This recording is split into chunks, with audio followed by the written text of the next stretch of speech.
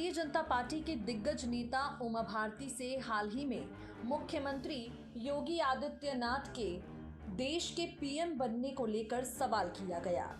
योगी आदित्यनाथ की काबिलियत पर उमा भारती ने क्या कुछ कहा, सुनिए जरा। योगी जी भी अब क्या पीएम पद के चेहरे हो गए हैं, जिस तरह से वो दूसरी बार हमारे प्रधानमंत्री जी मेरी नज़र में अनादिकाल से अनंत काल तक प्रधानमंत्री रहे, इसलिए मैं उनके अलावा सोचती ही नहीं कि उनके अलावा भी कोई प्रधानमंत्री हो, ऐसी बात मेरे दिमाग में आएगी नहीं।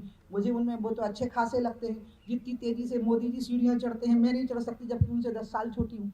तो इसलिए मैं तो इस सवाल को सुन ही नहीं सकती। मैं तो हमेशा ये देखती हूँ कि अनादिकाल से अनंत काल तक वो पीएम बने रहे। दीदी, ये जात पात की राजनीति को क्या नकार दिया, हिंदुत्व राष्ट्रवाद, ये बड़े मुद्दे हैं क्योंकि आपने बहुत अच्छा प्रश्न किया है। सच्ची में अब की बार मुझे तो ये डर लगा था कि यूपी में कहीं वर्ण व्यवस्था तो नहीं लौट रही है, क्योंकि जातियों की गिनती शुरू हो गई थी।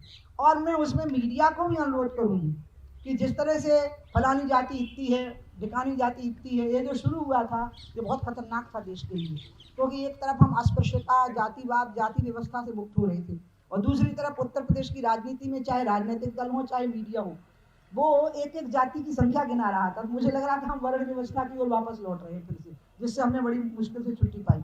और इसलिए ये सही है कि योगी के राष्ट्रवादी सोचने और विकासवादी सोचने, और सबसे बड़ी चीज़ जो मुझे योगी की भाई, और इसके लिए मैंने फिर योगी की प्रशंसा करने के लिए उनके साथ जाके भोजन किया था इस घटना पर।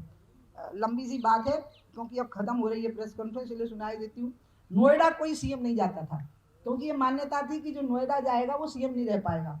तो वैसे मायावती बहुत बड़ी बड़ी बातें करती हैं, लेकिन वो नोएडा नहीं जाती थी किसी भी कार्यक्रम में। अखिलेश बहुत स्मार्ट और मॉडर्न बनते हैं, वो नोएडा नहीं जाते थे। तो योगी जी ने मुझे ये प्रसंग सुनाया और अब मैं उसको कोट कर सकती हूँ इस प्रसंग को। उन्होंने कहा कि प्रधानमंत्री जी का नोएडा में कार्यक्रम तय हुआ और योगी जी मुख्यमंत्री बन चुके थे, तो पीएमओ से फोन आया योगी जी को कि अगर आप इस बात को मानते हो तो आप प्रोटोकॉल के लिए किसी और को भेज दीजिए, क्योंकि ऐसा धारणा है कि मुख्यमंत्री वहाँ जाते नहीं। तो मैंने योगी जी से कहा आप गए थे कि नहीं? बोले दीदी मैं गया और मैंने पीएम को कहा जितने दिन रहूंगा उतने दिन जनता की सेवा करूंगा और नहीं रहूंगा तो नहीं रहूंगा, लेकिन मैं अंधविश्वासों से डरूंगा नहीं। तो वो योगी हैं, साधु हैं, लेकिन अंधविश्वासी नहीं है।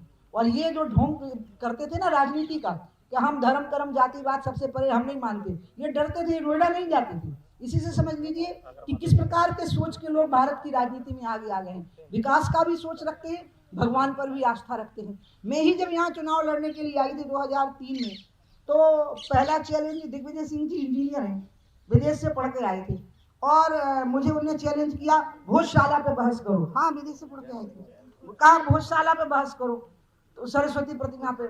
तो मैंने कहा कि नहीं, अभी सड़क, बिजली और पानी पर करेंगे, अभी आप प्रवीण भाई तोगड़िया को बुलाओ इस बहस के लिए, हम बाद में करेंगे आपसे इस पर बहस। यानी वो स्वयं चाहते थे कि इन मुद्दों के ऊपर बातचीत शुरू हो जाए। तो इसलिए ये पहली बार है जब देश में एक साथ दो बातें आ रही। हिंदुत्व पर हमारी आस्था है, उसको छुपाते नहीं, राम पर हमारी आस्था है, उसको छुपाते नहीं, लेकिन सड़क, बिजली और पानी का काम हम ही कर पाते हैं, दूसरा कर नहीं पाता। ये राष्ट्रवाद और विकासवाद का जो मेल हुआ है, ये इतना दुर्भेद हो गया है कि इस किले को भेद पाना अब किसी भी पॉलिटिकल पार्टी के लिए 10-20 साल के लिए मुश्किल होगा। आगर मालवा और अशोकनगर भी नहीं जाते थी यहाँ मध्य प्रदेश, जो मध्य प्रदेश में यहाँ भी अशोकनगर, आगर मालवा नहीं जाते थे, वो अशोकनगर नहीं जाता ऐसा बताया जाता है। तो आप उनसे पूछो ना भैया से, हमारे नहीं मानती है। हम नहीं मानते, हमें लोग कहते थे हमारे गढ़ तक नहीं जाते थे, हम तो कस के जाते थे। धन्यवाद दीदी, हो गए सब। हाँ, बहुत अच्छा, वेरी गुड।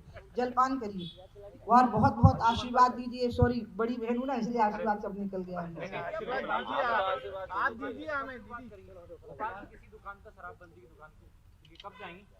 हो सकता आज ही चली जाऊँ। अरे आप दीदी बता के जाइएगा, हम लोग पता चला अचानक आप पहुंचेंगे कैसे? 1 घंटे पहले पता मैसेज वो जो डालते हैं ना दीदी, वो गुनगा वाली बंद हुई कि नहीं जहाँ आप गई? मैं उनको कह आई हूँ कि बंद कर देना। एक हफ्ते बाद पूछूंगी। हाँ, तुरंत पूछना भी ठीक नहीं ना, 1 हफ्ते बाद पूछूंगी। कच्ची शराब भी वहीं बेची जाती है। हाँ, सबसे ज्यादा बैरसिया जहाँ पर आप गए थे, सबसे ज्यादा कच्ची शराब भी वहीं बेची जाती है। हाँ हाँ, मुझे लोगों ने कहा ये बात कही। पठानी में हेरिटेज शराब पर भी बहुत अपने आप ही लोग मुझे डाल रहे हैं, अब मेरे को खबर दे रहे हैं कि दीदी यहाँ और आ जाओ, यहाँ और आ जाओ। आप आगे आगे देखो होता है क्या। मुझे 6 महीने दे दो, शुरुआत करेंगे। हाँ, भोपाल में कहाँ से? आज ही चले जाएंगे कहीं, आपको बता देंगे। अच्छा, दीजिए नाश्ता करिए।